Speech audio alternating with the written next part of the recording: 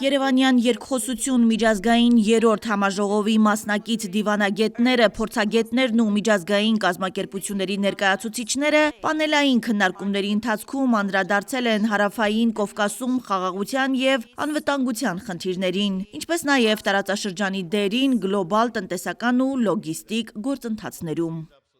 Հայաստանի Հանրապետության արտաքին գործերի նախարար Արարատ Միրզոյանը քննարկման ժամանակ հայտարարել է. «Հայ ազգը միշտ մտածել է, որ շատ դժվարին, վտանգավոր տարածաշրջանում է ապրում, որտեղ իր անկախությունն ու գոյությունը միշտ հարցականի տակ է դրված»։ Սա ճշմարիտ է մասնակիորեն կամ ամբողջությամբ, բայց մարտահրավերը միշտ եղել է այն, թե ինչպես է հնարավոր այս սպառնալիք հնարավորության փոխակերպել, եւ սա հենց այն է, ինչ մենք ցանկանում ենք անել Հայաստանում։ Ամբողջ աշխարհը մատակարարման շղթային նոր աղբյուրներ է փնտրում, տրանսպորտային նոր միջանցքներ։ Այժմ փորձ է արվում հասկանալ Հայաստանը կարող է Եվրոպան կապել Կենտրոնական Ասիայի, Հնդկաստանի, Չինաստանի, Հեռավոր Արևելքի հետ, եւ սա կարող է լինել ոչ միայն Հայաստանի ինքնիշխանությունը փրկելու լուծումն, այլև հավելյալ երաշխիք հետագայում առավել խաղաղ ու բարգավաճ կեցության համար։ Ըստ արտգործնախարարի, խաղաղությունն այո կարող է ակնհայտ լուծում լինել, սակայն մյուս կողմից խաղաղությունը միայնակ կառուցել հնարավոր չէ։ Պետք է կարողանանք ստեղծել մի իրավիճակ, որտեղ բոլոր հարևանները, տարածաշրջանի բոլոր դերակատարները հետաքրքրված լինեն այդ խաղաղությամբ։ Հայաստանի եւ Ադրբեջանի միջև խաղաղության համաձայնագիրը թեև ստորագրված չէ, սակայն երկու երկրների միջև խաղաղությունն արդեն իսկ հաստատված է։ Ադրբեջանի հետ սահմանին դժբախտ դեպքեր չունենք։ Մեկ տարուց ավելի է, ինչ սահմանին կրակոցների հետևանքով զոհեր չունենք։ Ավելին, Ադրբեջանը վերացրել է իր տարածքով դեպի Հայաստան ապրանքների տեղափոխման սահմանափակումները։ Սա արդեն իսկ խաղաղության ուղղությամբ մեծ քայլ է։ Մենք Ադրբեջանի հետ նաեւ երկկողմ առևտուր ենք սկսել։ Նավթամթերք ենք գնում Ադրբեջանից։ Նաեւ որոշ ապրանքներ կվաճառենք ադրբեջանական ընկերություններին։ Սա իսկապես խաղաղության ապացույց է։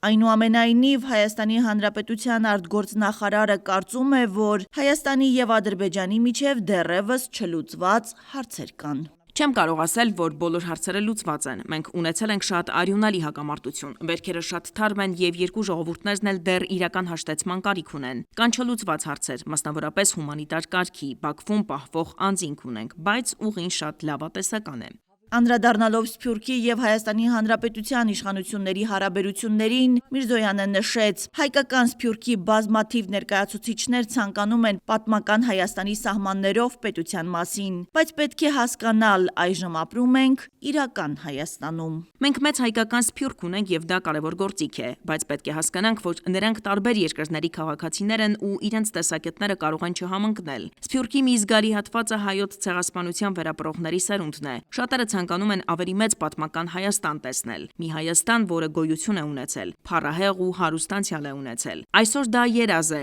իրական Հայաստանը չէ։ Մենք այսօր ապրում ենք հստակ այս տարածաշրջանում այս հարևանների հետ։ Արարատ Միրզոյանի կարծիքով հնարավոր չէ հաջորդ հազարամյակն էլ ապրել հարևանների հետ կռվելով, մարտադաշտում էլ ավելի մեծ թվով զոհեր տալով։ Երևանյան երկխոսություն միջազգային համաժողովում Հայաստանի անվտանգության խորհրդի քարտուղար Արմեն Գրիգորյանն անդրադարձել է Հայաստանի Հանրապետություն Եվրամիություն հարաբերություններին։ Հայաստանի եւ Եվրամիության հարաբերություններում հեղափոխություն է տեղի ունեցել եւ մենք շարունակելու ենք աշխատել այս ուղղությամբ ու ջանքեր գործադրել։ Այսօր ամենաբարձր մակարդակով մշտապես հնչում է այն պնդումը, որ Հայաստանի եւ Եվրոպական միության հարաբերություններն ավելի ամուր են, քան երբևէ։ Մեզ հաջողվել է նախկինում հակամարտային ընկալվող տարածաշրջանը վերափոխել խաղաղ տարածաշրջանի։ Երեք Եվրամիության ղեկավարությանը կոչի արել ներդրողներին գալ Հայաստան եւ սա տեղաշարժ է տարածաշրջանում եւս մեկ հեղափոխություն։ Մենք պատրաստվում ենք նաեւ ինստիտուցիոնալ լացնել Ադրբեջանի հետ խաղաղությունը։ Տարածաշրջանի բոլոր երկրներն այս ամենից շահում են եւ մենք այս գործընթացում Եվրամիությանը տեսնում ենք որպես շատ կարեւոր գործընկեր, որն օգնում է մեզ հաղթահարել դժվարությունները։ Մասնատվող աշխարհում ժողովրդավարության պահպանում եւ աշխարհաքաղաքական փոփոխությունների հաղթահարում թեմայով պանելային քննարկման ժամանակ Ռումինիայի Սենատի արտաքին քաղաքականության հանձնաժողովի նախագահ Տիտուս Կորլացյանը վստահեցրեց, որ ազգային խորհրդարանները կտրված չեն իրականությունից, այլև ներկայացնում են կուսակցությունները հանրությունը եւ կարեւոր դեր ունեն ԵՄ եւ այլ գործընկերների հետ հարաբերություններում։ Եվրամիության եւ Եվրոխորհրդի շրջանակներում այս պահի դրությամբ հաջողվում է երկրներում ձևավորել պատշաճ քաղաքական մեծամասնություններ։ Ընդլայնման քաղաքականությունն այն կարևոր բաղադրիչներից է, որը մենք օգտագործում ենք Եվրամիության կարևոր գործիքները կիրառելիս։ Այսօր Հայաստանն ունի Եվրամիության լուրջ աջակցությունն իր եվրոպական ինտեգրման ճանապարհին։ Հայաստանը Եվրամիության հետ արդեն ունի ռազմավարական գործընկերության օրակարգ, որը պարունակում է էական աջակցություն Հայաստանի Հանրապետությանը։